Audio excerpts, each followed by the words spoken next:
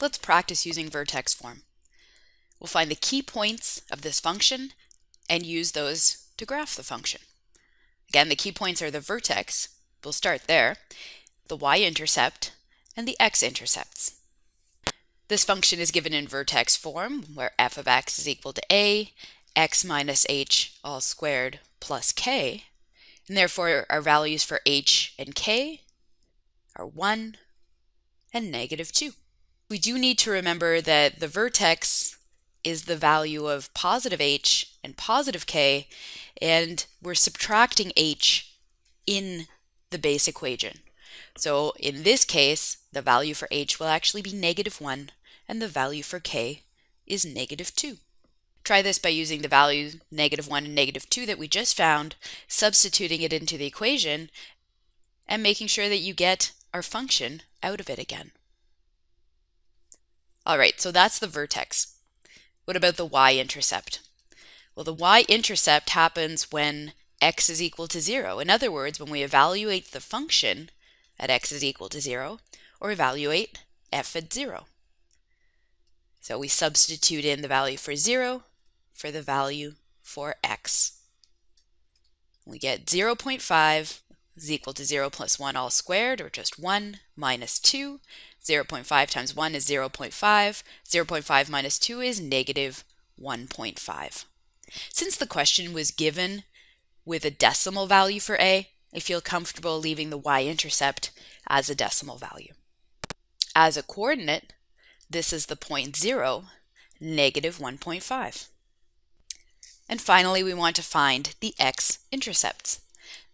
To find the x-intercepts, well, this happens when y is equal to 0, or in function notation, where f at x is set to 0.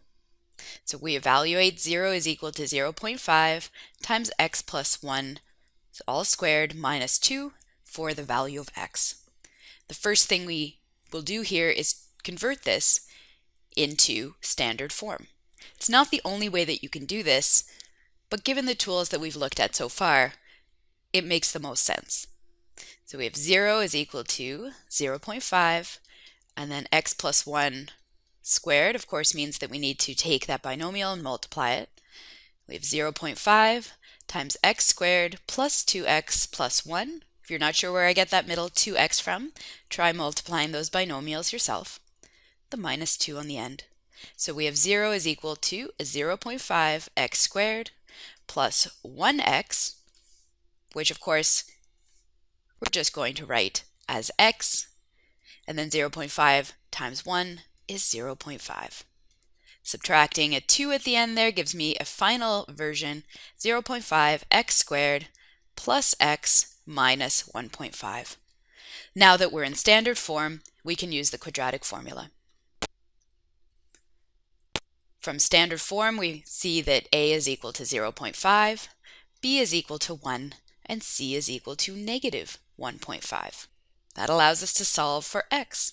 So x is equal to -b, or -1, plus or minus the square root of b squared, or here 1 squared, minus 4 times a, or 0.5, times c, -1.5.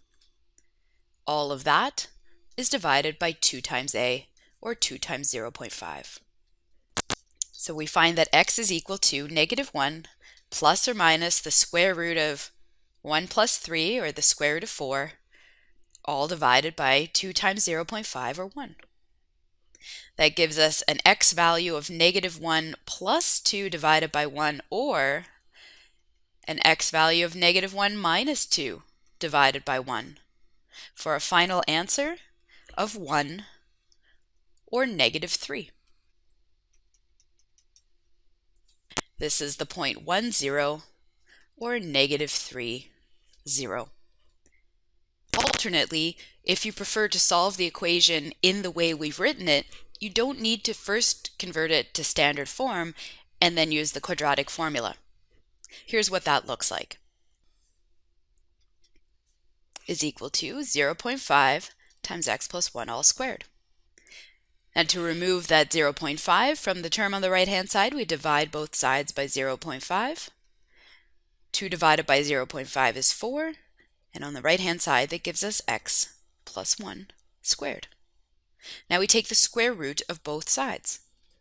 The square root of 4 is plus or minus 2, and the square root of x plus 1 squared is, of course, x plus 1. So x is equal to negative 1 plus or minus 2.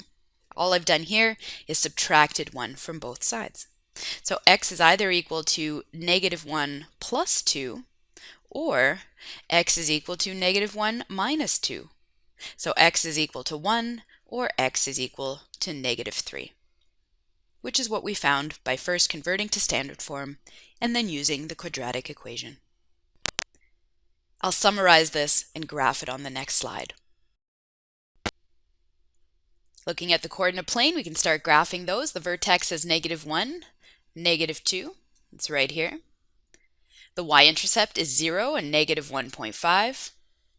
The x-intercepts are 1 and 0, or negative 3 and 0. Using symmetry, we can find the point on the opposite side of the vertex that corresponds to the y-intercept, or the point negative 2, negative 1.5. Connecting those in a smooth line allows me to plot the parabola.